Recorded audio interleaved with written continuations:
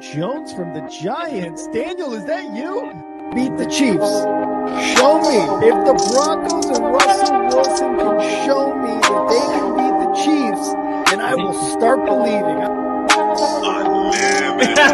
And the crowd up.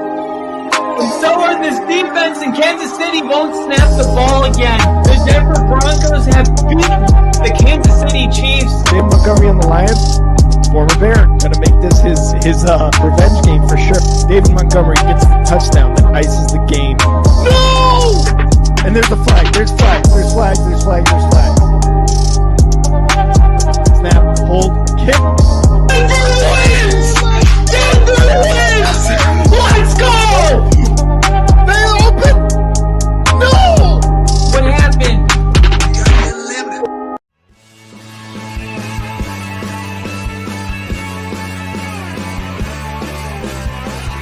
America is football. Football America is football. Football is America. And if you don't like it, you can kiss your candy ass. For the moment in time, I'm giving 10. Oh my God! You loved it. 30 to 27. Chiefs win. Chiefs win 30 to 20.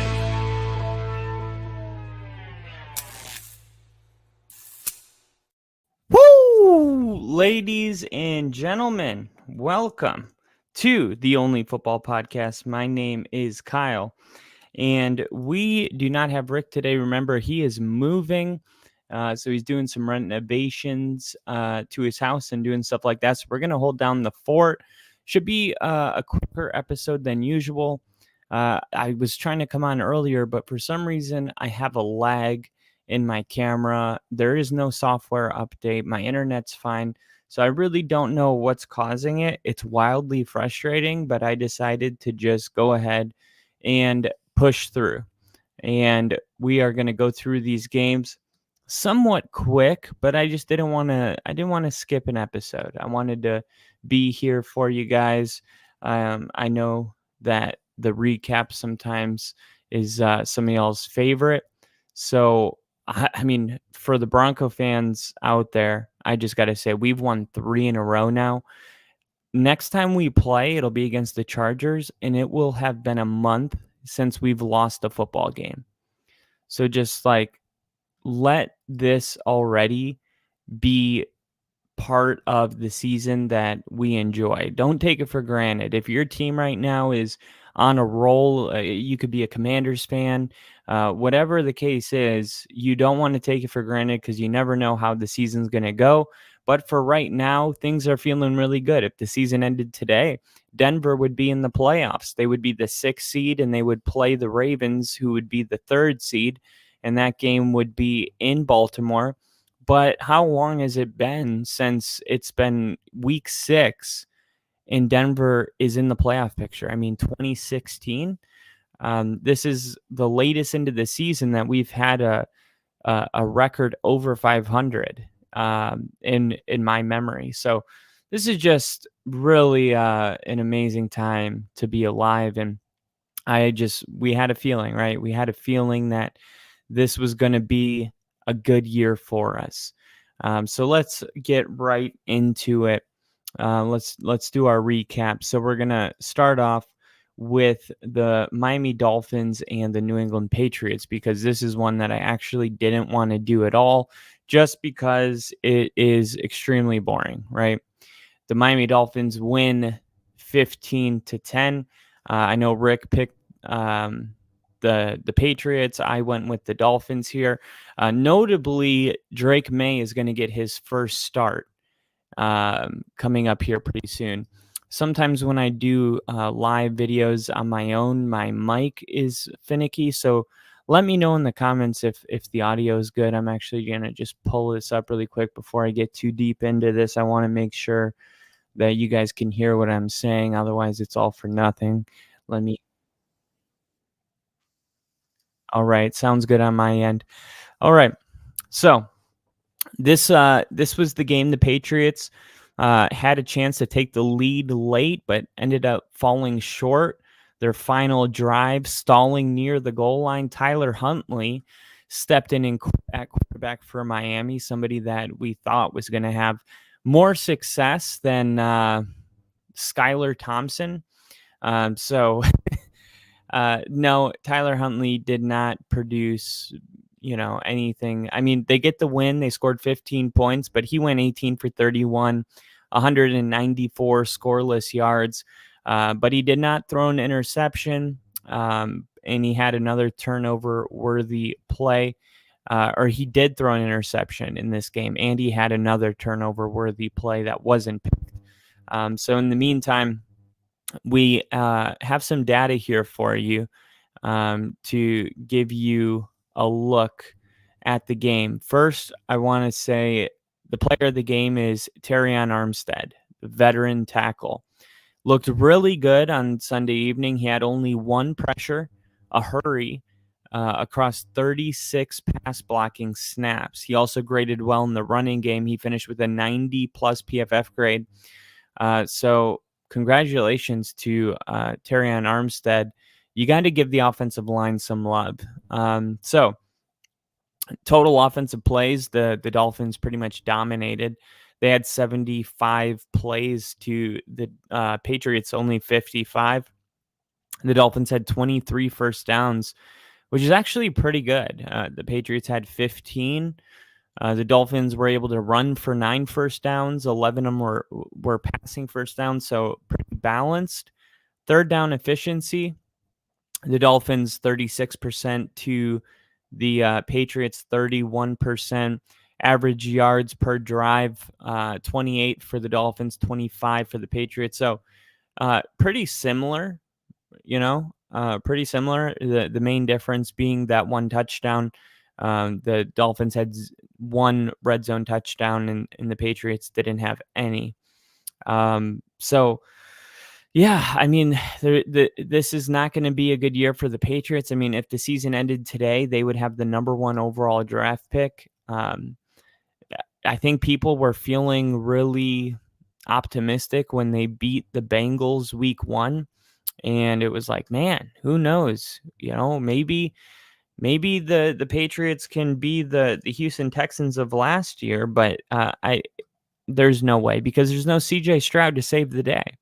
And at the end of the day, the guy that they did draft isn't even playing, Drake May. So it's all up in the air right now. And you think you're doing the right thing by letting him sit behind Jacoby Brissett and not throwing him into the action. But I mean, this is kind of all weird, because it was almost as if the Patriots are like, we're okay with losing.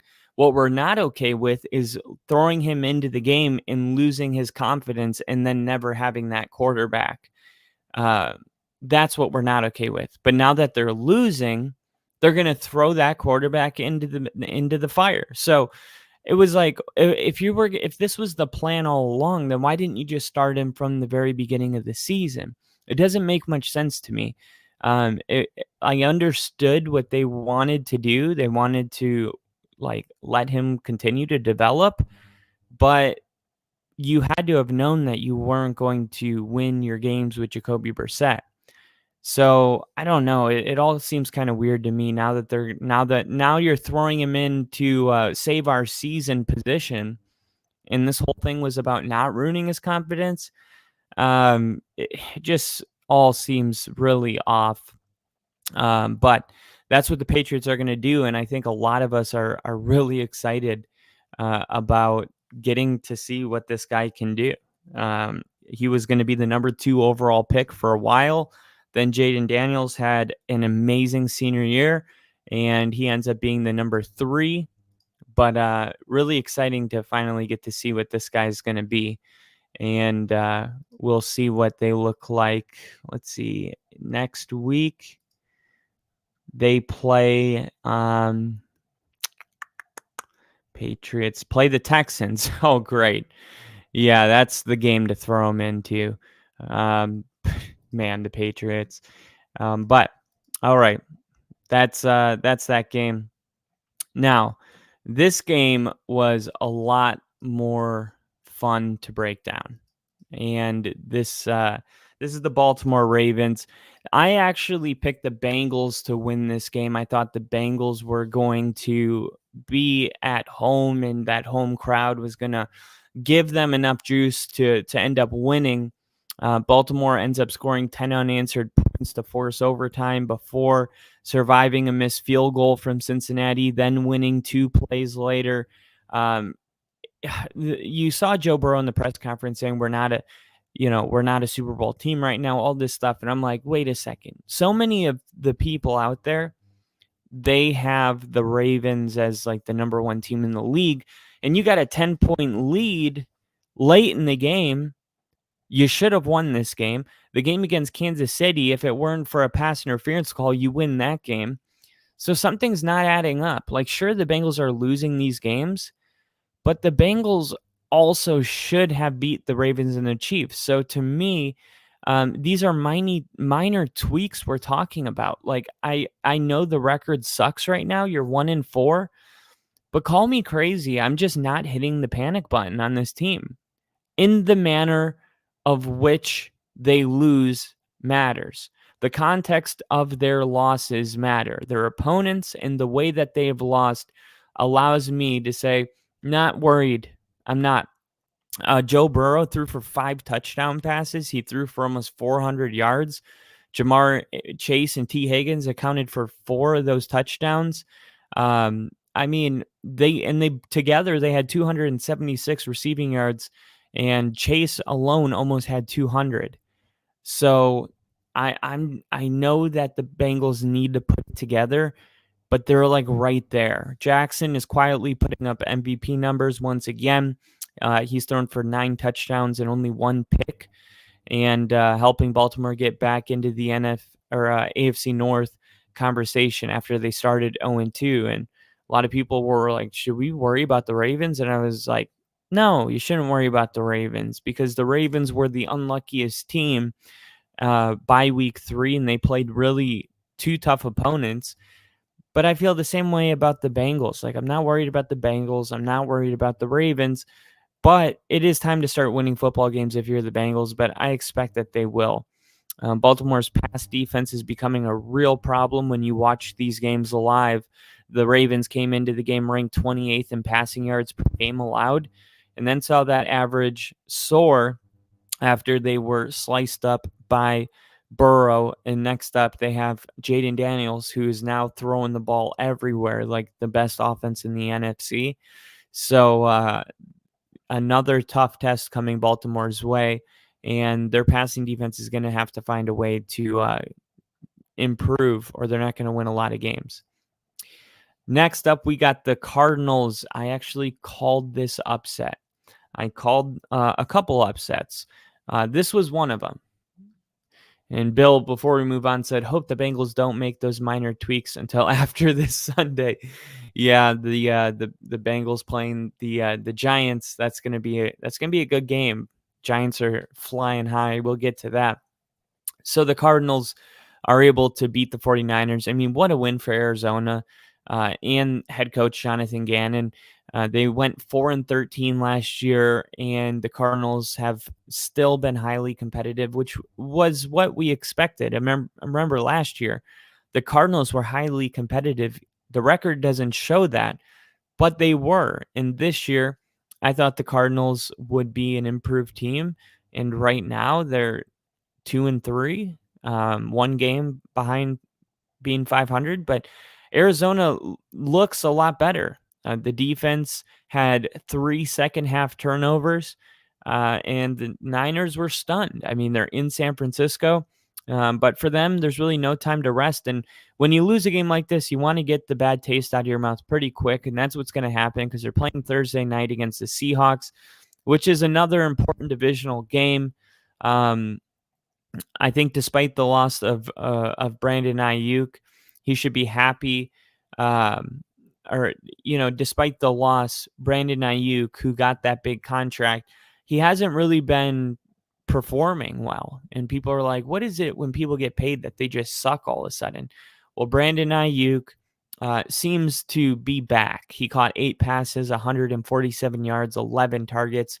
So at least on that front, the Niners are getting Brandon Ayuk, the Brandon Ayuk they thought they were getting. They seem to be getting him back. The Niners' front seven, though, has to be better. Kyler Murray was actually only sacked once, and he was hit twice in the upset win. So really, he had a ton of time ton of space, clean pocket, and they were able to find the open receiver. And honestly, the pass rush had a down day because going into this game, San Francisco was ranked third in the pressure rate, and they were fourth in sacks. So maybe it was just an off day, but you got to credit the O-line for the Cardinals for sure. Casey said they've got to be getting a bit desperate for a win. Yeah, for sure. And you never want to play a desperate team.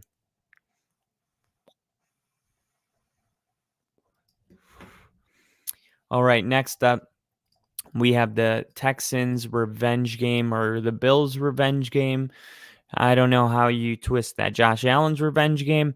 Look, we talked about it a lot yesterday. Josh Allen gets knocked out, goes back into the game, leads his team down the field, and then just makes 3 back-to-back throws that were just uncharacteristic. And I mean, the last throw of the game was like, that is not a Josh Allen throw. It's just not.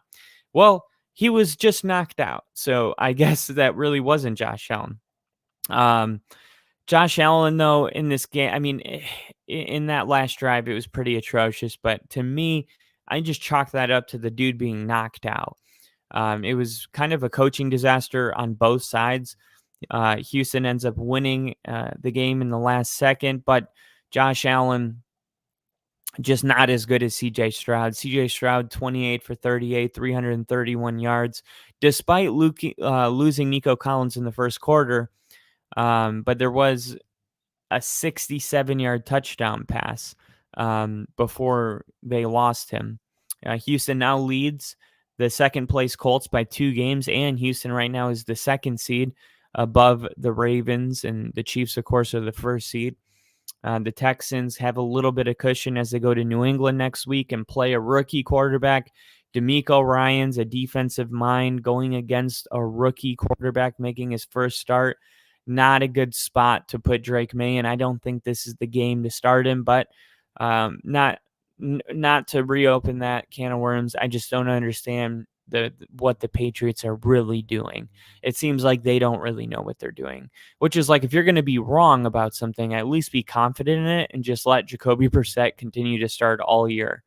But it seems like they're like having some mid-season regrets, and now they're going to throw him in to a very difficult spot here. So, Josh Allen, if you have him on fantasy football, the stock is down right now. He had one of the worst days of his career. He was without Khalil Shakir, and he was leading for the MVP race after week 3, and he went 9 of 30, 131 yards, 4.4 yards per attempt. No receiver got consistent separation. So when you talk about the Davante Adams trade, you got to say maybe Buffalo should do it. He also misfired on 2 potential game-changing plays. He missed Dalton Kincaid and Matt Collins on deep shots. Next up, they have the Jets, who just fired their head coach. So we'll keep tracking that. But yeah, I know Josh Allen's got to be really pissed off about that, because he wanted that one. Josh Allen wanted that win. All right, next up, we got the Vikings and the Jets. And Casey said, but we're not even 1/3 into the season. And wait until you hear the Jets news, Casey. Okay. I'm going to be honest. A lot of people are giving Aaron Rodgers a lot of shit because Robert Saleh was fired. I'm seeing a lot of memes. As a person that's watched the last 2 Jets games, one of them because it was the only game on, the one before that because the Broncos were playing him, Aaron Rodgers looks good to me. I'm seeing third down drops. Sure, Aaron Rodgers might not be playing at his MVP level, but to me, it's plenty good. What I am noticing is that the offense looks terrible. The play calling is atrocious. This is the same Nathaniel Hackett offense that Denver had for almost an entire full season. I recognize it. It sucks. It's lazy. Garrett Wilson's not getting separation. They're not really asking him to do too much. There's not a ton of pre-snap motion. They're not that creative. And here's the thing. Breece Hall's not even he's having a down year. So you have all these all-stars, but for some reason, none of them are really playing well. It's easy to just chalk it up to Aaron Rodgers, but Garrett Wilson doesn't look good. He was going against Surtain 2 weeks ago, but he had like one catch for 9 yards. Breece Hall had like 30 yards in this game. I mean, that's supposed to be like one of the best wide receivers in the game and one of the best running backs in the game. And they're just like not even showing up in these contests. I don't know what's going on, but the Jets were, I mean, credit the Vikings defense. The Vikings and the Broncos both are really tough defenses. And definitely they were, I feel like they were manipulating the way that Nathaniel Hackett called this game. It seemed like when they were running it, they were just doing it because they felt like they had to, because they didn't want to have to answer any tough questions after the game. But it really felt like they just, they were down, I think, 10 points. And it seemed like they just got desperate and wanted to, make Aaron Rodgers be the hero. But it was like the supporting cast wasn't really stepping up and making that an actual possibility. New York's now 2-3. They have the same amount of points as they had last year with Zach Wilson through 5 weeks, 96 or 93, 98 points, something like that. They have the same record as Zach Wilson, the touchdowns and interception. It's all very similar. But of course, Nathaniel Hackett is his job is safe. It's Robert Saleh that is getting fired. Well, I mean, a lot of Jets fans feel like Robert Saleh just wasn't like making, I don't know, correcting his mistakes. But it's like, I don't know, man. Robert Saleh is not calling the offense. And if the Jets scored, 24 points in the last 2 games, this team would be 4-1. But they haven't. They scored 9 points and they scored 17 in this one. So yeah, fire the defensive coordinator. I don't really have an opinion on the whole thing, but it's clearly the offense that is the issue here. Now, the Jets are at a crisis point. I said this earlier, but if I'm the Jets, I'm calling Bill Belichick and I'm giving him whatever it takes to come out of retirement and coach this team. Bill Belichick, bring your Patriot way. Bring your Patriot way. Do whatever it is. We're all in. You get to play the Patriots twice. You get that, the revenge game, I guess. They ended up firing you at the end of the last season, but Bill Belichick knows what it takes to win with a great quarterback and a strong defense, and that's the exact identity that the Jets are trying to have. So, and Bill makes a great point. If Aaron didn't want to keep Hackett, I'd ditch him too. Yeah, and make no mistake about it, it's definitely Aaron Rodgers keeping Nathaniel Hackett safe. So the Jets end up getting fired. Next up, they play the Bills, which is a really tough game. But I mean, if the Jets win this game, they're in first place in their division. So it's a weird time to fire a head coach. I would get it if it was like week 12 and you're 4 games back, but you win this game and you're first place in your division. So you want to make this change in the middle of the week. Well, maybe they think that it'll give them an initial pop or something. You can't give Nathaniel Hackett the interim starting job because we know when he was the Broncos head coach, he was over his skis. So you give it to a defensive coordinator. But Robert Saleh was a defensive coordinator. Like, maybe the answer is outside of the building. Get Davante Adams, get Bill Belichick. I mean, could you imagine if those 2 things happen tonight? You wake up tomorrow morning, Bill Belichick agrees to take over as the Jets starting or the Jets head coach, and they trade for Davante Adams. All of a sudden, it's like this Jets team all of a sudden those 2 losses don't even matter. No one would be talking about them. So we'll see what they do. Tough game going against the Bills, and the reality is 2 teams are desperate, right? The Bills and the Jets are going to be desperate for a win. And then Bill said Belichick absolutely hates the Jets, though. Yeah. But Brett Favre hated the Vikings. He just had to find, he just hated the Packers for not letting him stay for one more year and moving on. Maybe Belichick, under the terms of being fired, would be more spiteful against the Patriots, even though he hates the Jets. Things can change. But great point, Bill. All right. Next up, we got the Matt LaFleur tree, the Sean McVay tree.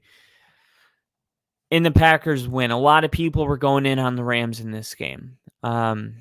This was one of the more ridiculous pick six you'll ever see in this game.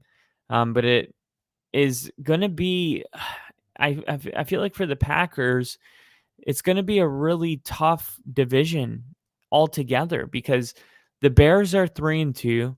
You got the Detroit Lions, who a lot of people think is the best team in the division, and the Vikings are now 5-0. The Vikings stay undefeated. Lions and Bears are over 500. The Packers have a rough climb in the division. And Sunday's victory kind of keeps them within striking distance. This was a really important win. Green Bay has a pretty big game coming up with the Cardinals and the Texans coming to Lambeau Field. And then they're going to be visiting the 1-win Jaguars, who I think might have just had one of those wins where they start being competitive again. But Tucker Kraft is starting to have a really good year. He had 12 catches, 130 yards through 4 games. And on Sunday, he scored the go-ahead 66-yard touchdown in the third quarter. And Kraft went for 4 receptions, 88 yards, and 2 touchdowns. I actually started him on my fantasy team this week. The Rams' playoff hopes at 1-4 are pretty much gone unless they get Cooper Kupp back. They're supposed to get him back after the bye, and then they need to start rolling. They got some games right away against the Raiders and Vikings, and then they take a trip to Seattle. But it's now or never for the Rams. And I mean, they're still a team that I think you can believe in. But we'll see what we get next week. Cardinals coming off that win. Now they got to go to Lambeau and play the Packers. So we'll see if the Cardinals are just that was a surprising win, and then they lose one again and lose another, win one, lose one, or if the Cardinals can maybe turn a corner here and start being, competitive in the NFC. Everything feels wide open right now. But we talked about it. The NFC North is tough. Green Bay can't lose at home. They really can't. So that'll be an important game for both franchises. Next up, the Commanders might be the best team in the NFC right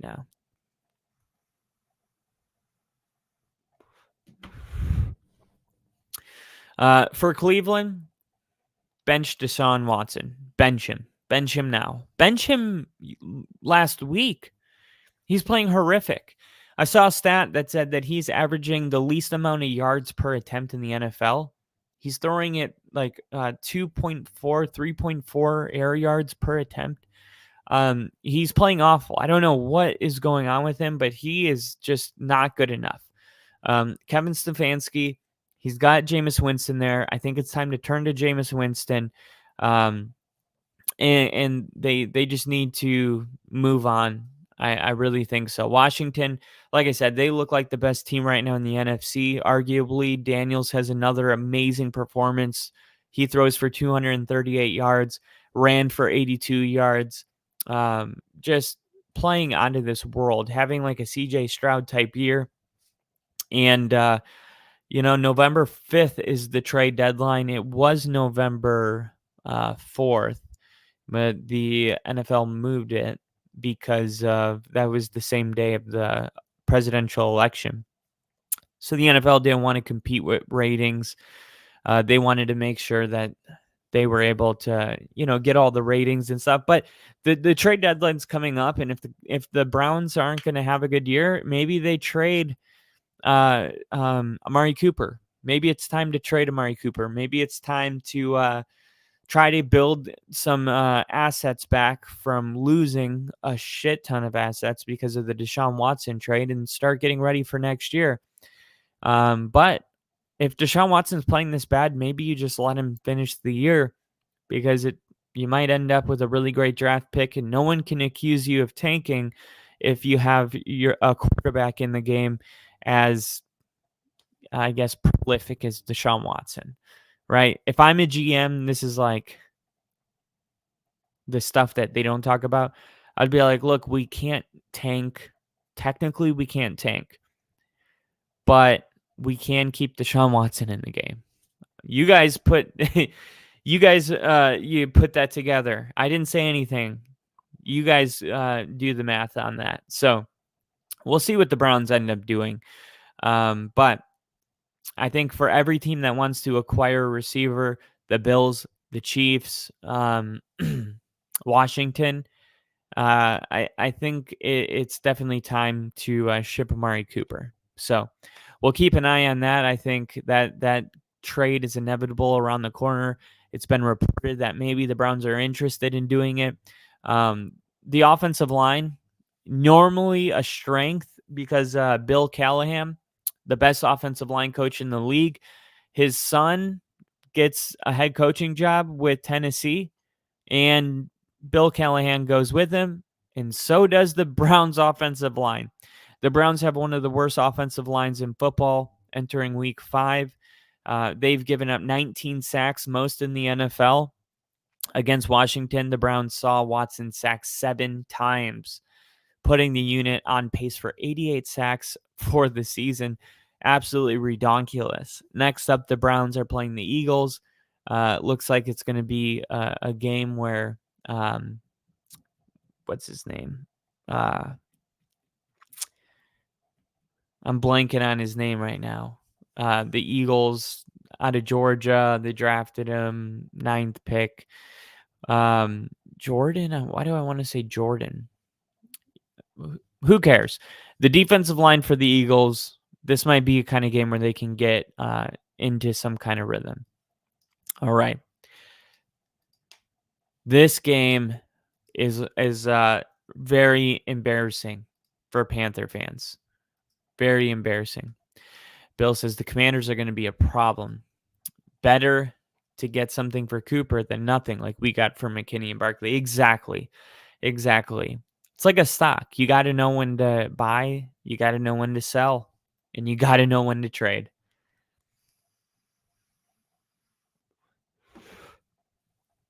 And thank you, Jalen Carter. Thank you, Jamie. Jalen Carter. Yeah, Jalen Carter and Noel, the other one too. They have another one. They drafted 2 in the first round, but both of them didn't really have a great rookie year. Maybe this is a game where they can take a step forward. This game is super embarrassing. See what I did there? Embarrassing. The Panthers give up all of their assets so that they can draft a quarterback that is not even in this game. Meanwhile, the Bears draft the quarterback with the pick that the Panthers should have had. And by the way, with the kind of season Bryce Young had, the Panthers would have drafted Caleb Williams. It's not like they wouldn't have drafted a quarterback. We saw this done with Arizona. Remember, they draft Josh Rosen, and then the next year they draft Kyler Murray. I think the Panthers would have done the same thing, but they couldn't because they gave that pick to the Chicago Bears, and this was Caleb Williams' best game as a rookie so far. Oh, yeah, and DJ Moore went off as well, the wide receiver that they gave to the Bears as well. So this game is it's just a scripted nightmare for Panther fans. Chicago now goes to London. They got a date with the Jaguars before their bye week, but the Bears are starting to look good. They could get to 4-2, feeling really good with a week off. DeAndre Swift is starting to earn that new contract that he got. He had only 68 rushing yards through the first 3 weeks, but now he's rushed for 166 yards on 4.4 yards per carry in the wins over the Rams and the Panthers. So really good to see this offense start to click. But the Carolina Panthers, I thought that they would play a little more competitive. But no, Andy Dalton wasn't able to do it. And that's why his stock is down. He had a really tough day. Deserves a ton of credit for stabilizing the team when they did replace Bryce Young. But Dalton can only do so much. And in this game, he threw 74 yards before the game got out of hand. For Carolina to have any shot, Dalton has to be very efficient. And he just wasn't in this game, so you got to credit the Bears defense. All right. This was the other game that I mentioned when I said I called the upset. The Giants beating the Seahawks. And I didn't tell anybody why. I was living in Washington, I believe it was 2 years ago. And this was when the Giants had that playoff season. I think they started off 4-0. Okay. And I remember the Giants coming to Seattle, and I remember the Giants beating the Seahawks. And I remember that after that game, people were like, the Giants are for real. I just remembered that game, and now I'm going to look it up. 20, what would that be? 2022 Giants week 4. Okay, they played the Bears week 4. They played the Packers week 5. They played, was it week 7? It couldn't have been week 8. It was week 8. No, the Seahawks won. Okay, I can't remember what year it was. Regardless, I felt like the Giants were in good shape to win this game. I love the spot a team finds themselves when nobody's giving you a chance to win. The Seahawks were coming off of that game against the Lions. That back and forth felt crazy. It just felt like the Giants were going to sneak them. I don't know why. Sometimes I just have a feeling on a game. I can't put it into words. And then later I'll hear a betting expert give me 5 statistics of why they're going in on the Giants. And I'm like, oh, I didn't know all those statistics. But I guess when you watch football, your entire life, you just have these feelings. And then later you can understand them by doing a little bit of research. But for what it's worth, these feel kind of like how a quarterback can look really good on the eye test. He passed the eye test, but then you watch film and you actually understand why he passed the eye test. This is how I felt about the Giants. Just a feeling, just a strong feeling that they were going to win this game. New York, they might not be a playoff contender yet, but you got to give them a lot of credit. They were blown out by the Vikings in week 1, and since then they've split their 4 games, and they played tough teams: Seahawks, Cowboys, Browns, Commanders. Maybe not the Browns, but the Commanders. Daniel Jones definitely deserves some credit. He threw for 257 yards, 2 touchdowns in the road win. Seattle had a chance to, send this game into overtime, but no. A blocked field goal, and they return it for a touchdown. Just really a thing of beauty if you're a Giants fan. The NFC West is going to be a really close division, and it's going to be tight, especially with the 49ers getting that loss on Sunday. Tyrone Tracy is doing pretty well. He only had 12 carries and 29 yards in his whole career. He took over for the workload for Devin Singletary, and he gained 129 yards on 18 carries. So it's going to be interesting to see how Brian Daboll is going to use him once Singletary returns. But what a game Tyrone Tracy had. Mike McDonald's calling card of being a defensive guru Maybe right now it's people aren't feeling as strong about it. Against the Lions, his defense couldn't force a single incomplete pass from Jared Goff. I think he finished like 20 for 20, maybe 22, something like that.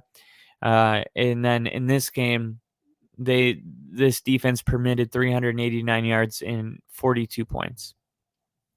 Or against the Lions, 389 yards and 42 points. And then this game was just the Giants offense looking really good. So I don't know what's going on with the Seahawks defensively all of a sudden, but it's going to be interesting to see. And Bill said January 1st, 2023, 38-10 Giants. Oh, and he said, wait, that's the Colts game. Ignore. Thank you. Sorry, I went in order. Casey said, seems so long ago, LOL. Jinja said, Higantes. What's up, Jinja? But yeah, definitely a good win. Definitely a good win for the Giants. This is definitely the kind of win that gives you confidence. You can sit up a little bit taller, go into next week, and feel good about your chances against the Bengals. But it's going to be on Sunday Night Football. It's going to be in New York. This is tough because the Giants really are going to want to win this game, but the Bengals are going to be desperate. Yikes, that's going to be a tough one to predict. And it's kind of sad that the Giants didn't have an easier game after that. The Seahawks and the 49ers, that's going to be what's next up, as we talked about earlier. All right. Next up, we had the Broncos and the Raiders. And the Broncos, man, like I said, by the time they play their next football game, it will have been a month since they've lost. It's time to give Vance Joseph his flowers. Good Morning Football did. They gave him the Coach of the Week trophy. Denver definitely has the best defense in the NFL. Patrick Surtain should be leading in the Defensive Player of the Year category. He had 2 interceptions in this game, 1 pick six.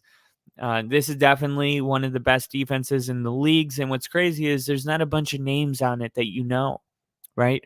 That's how you got to say, man, you got to give Sean Payton some credit too for the scouting department. Riley Moss. I'm not even kidding. There was a video I posted on my X of a girl that was working for PFF as an analyst, and it was the week 1 prediction. And she said, Riley Moss, a white cornerback. All I'm going to say is they don't have a chance. Tyler Lockett is going against a white corner. I mean, what are they doing? A white corner? I'm like,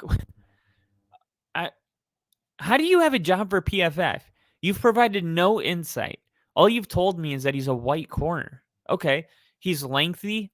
He's a ball hawk. He's sticky in coverage.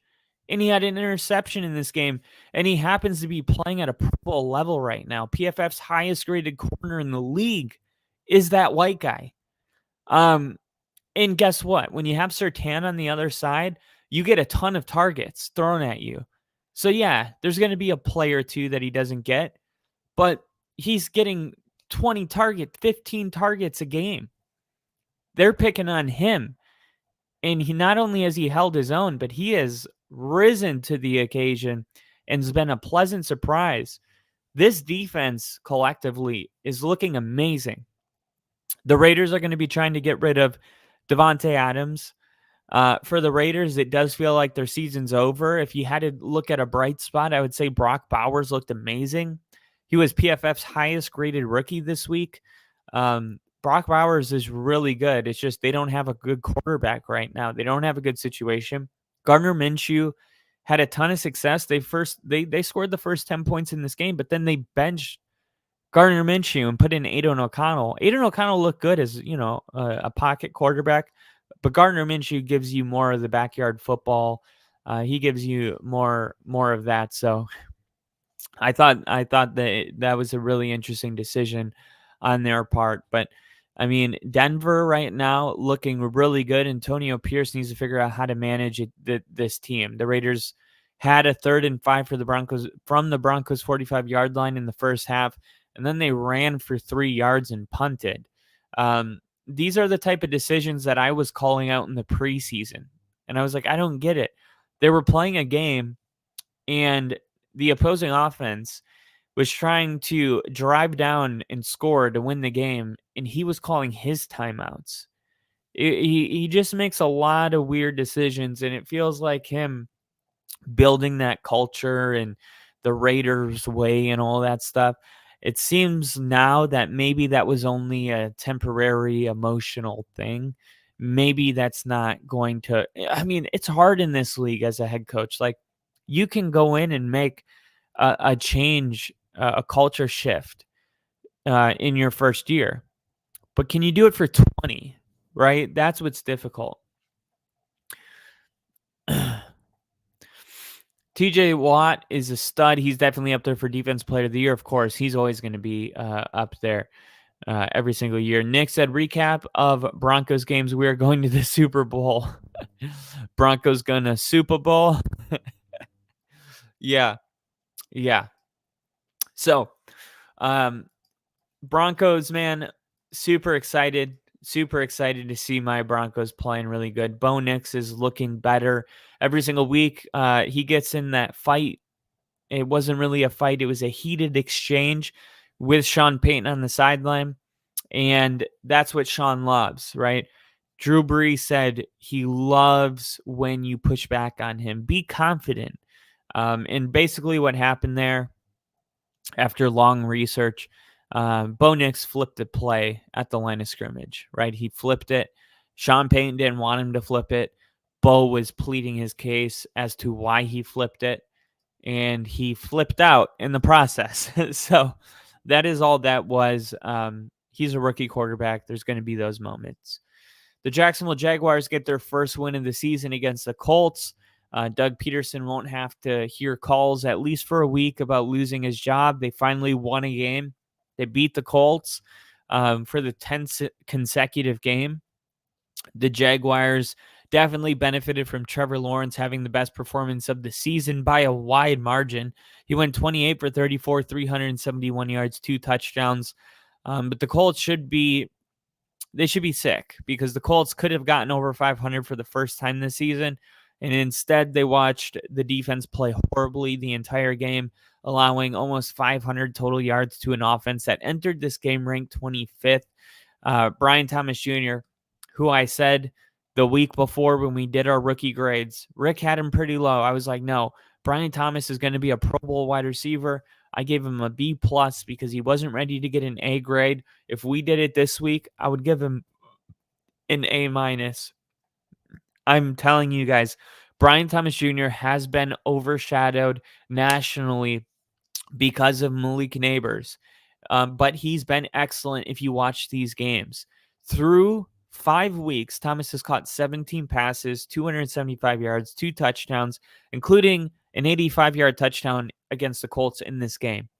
In the Colts, they came into this game dead last defensively, giving up 400 yards per game. And Jacksonville shredded this unit. I mean, they absolutely shredded them, including also a 61-yard reception to Christian Kirk, along with that 85-yarder to Brian Thomas Jr. Next up, the Colts have a get-right game.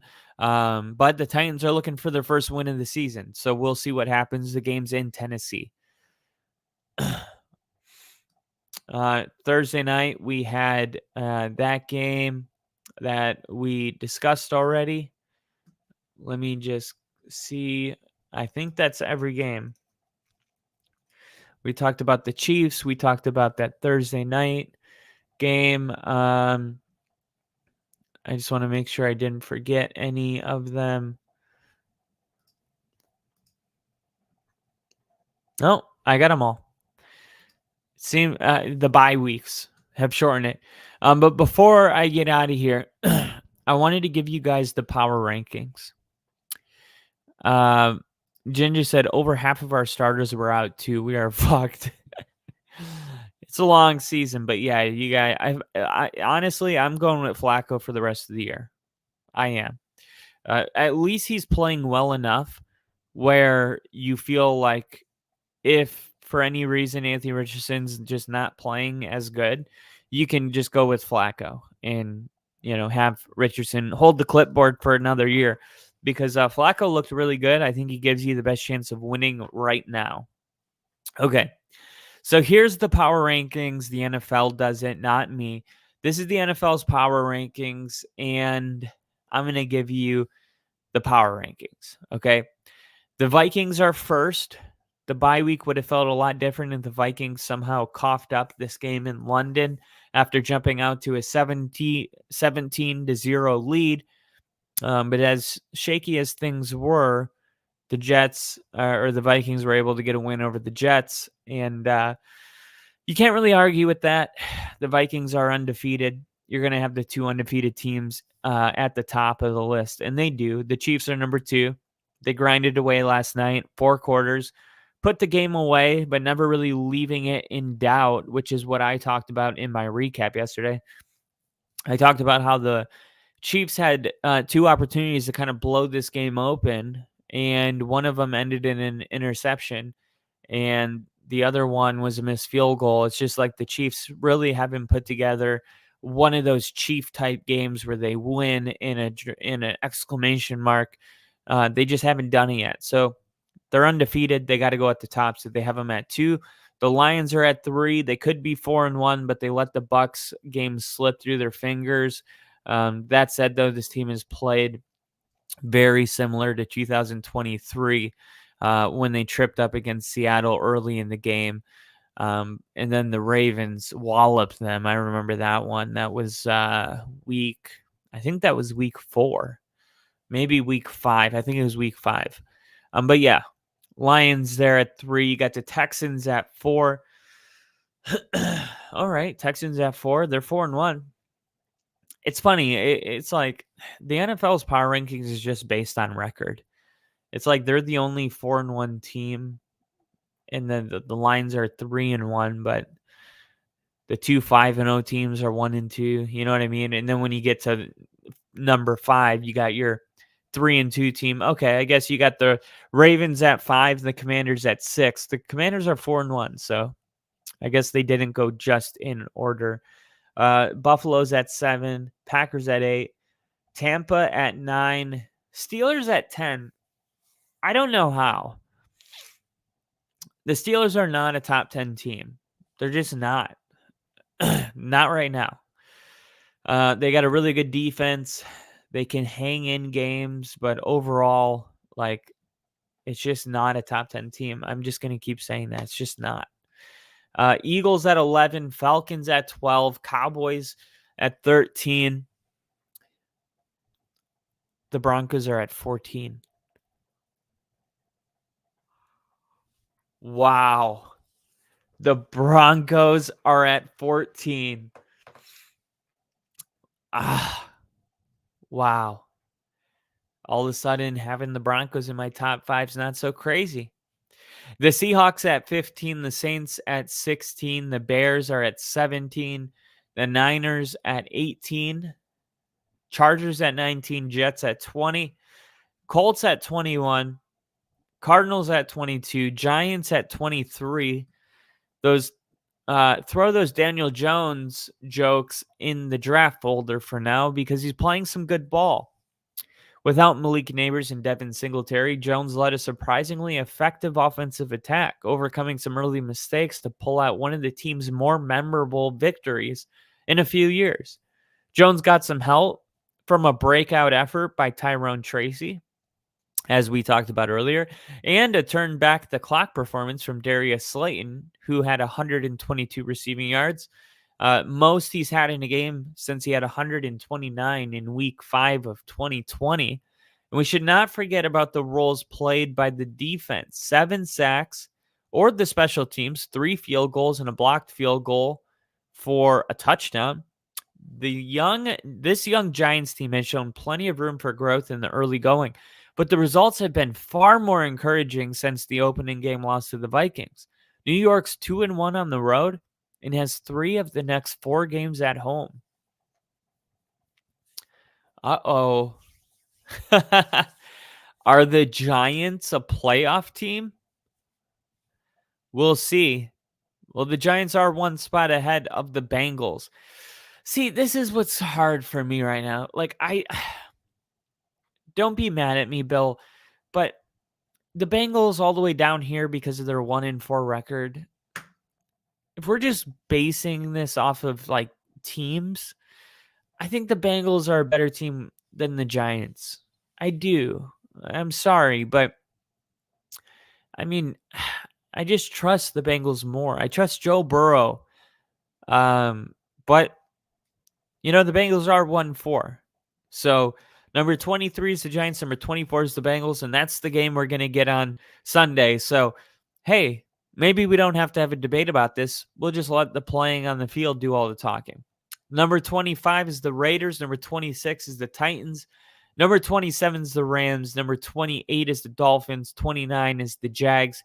The Browns at 30. The Patriots at 31. And the new worst team in the NFL, the Carolina Panthers. Sunday's loss to the Bears marked the first time Andy Dalton really struggled this season, even if it wasn't all on him leading the post-game questions about whether Bryce Young might get another crack. David Canales wasn't going there, even while praising Young's work in mop-up duty late. In blowout or not, he did look decent. The Panthers had a few injuries up front. See, I didn't know that. So Bryce Young comes in for Andy Dalton late in the game because of the blowout, and he looked good. Yeah, it's easy to look good when did they have their starters in? You know what I mean? What kind of defense were they running? Sitting back, giving up, everything in front of them? Just not letting a big play happen? Maybe he did look good, but we gotta put that in context. The offense can't afford to have an off game because the Panthers can't stop anybody. There's been a few injuries on the defense, including losing Jadeveon Clowney on Sunday. The next two games are against the Falcons and the Commanders. 2 scorching pass games. Yeah, I agree. I agree with a lot of these. Some of them I would tweak and adjust, but it's exciting. It's exciting right now. I don't know what's going to happen this year, but for right now, the Broncos are rated higher than the Seahawks, than the 49ers, than the Jets, than the Bengals. Who would have thought when we were 0-2 that we could be here just 3 weeks later? So Bill said, it's okay. I don't have feelings anymore. And Nick said, the Bengals are the best team to miss the playoffs I've seen in a long time. We'll see. Plenty of time left for them to right the ship. Nick said it's because Broncos are going to knock the Chiefs out of the playoffs. Oh my God.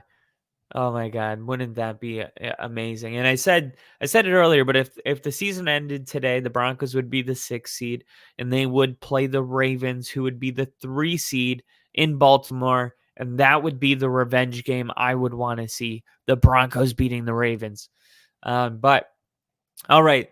Thank you guys for watching the recap. Sorry, Rick couldn't make it today, but we'll be live tomorrow giving our predictions for this week of football, including Thursday Night Football. The Seahawks and the 49ers are playing. As always, please hit the like button on this video.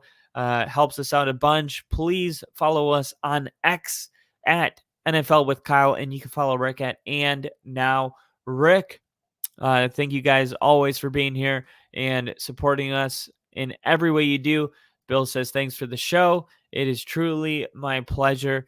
I hope you guys have a great night. You're all beautiful. I love you. I'll see you soon.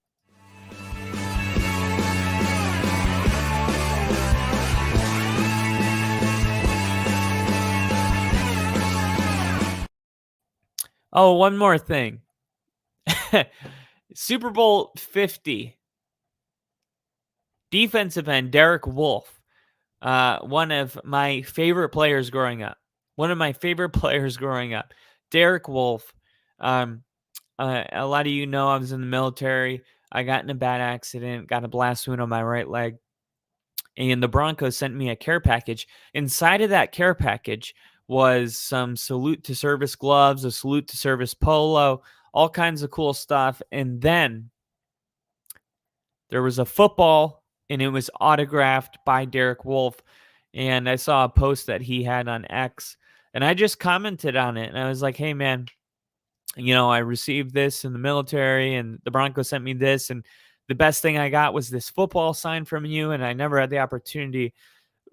Excuse me. I never had the opportunity to thank you, but I want to. I hope you see this." And he did see it. He heart liked it, and then he commented underneath it, and he said something really, really amazing. You guys can check it out on my X profile, but just really, really cool, man. I would have never thought in a million years that Derek Wolfe would, even if it's through a keyboard, it just meant the world to me that he noticed, and that he took the time to reply to me. It really is speechless, absolutely speechless. But I wanted to share that with you guys because I just thought it was so cool that Derek Wolfe took the time out of his day to do that. But that is actually going to be the the end of the podcast. Thank you guys again. You guys are amazing. I'll see you soon.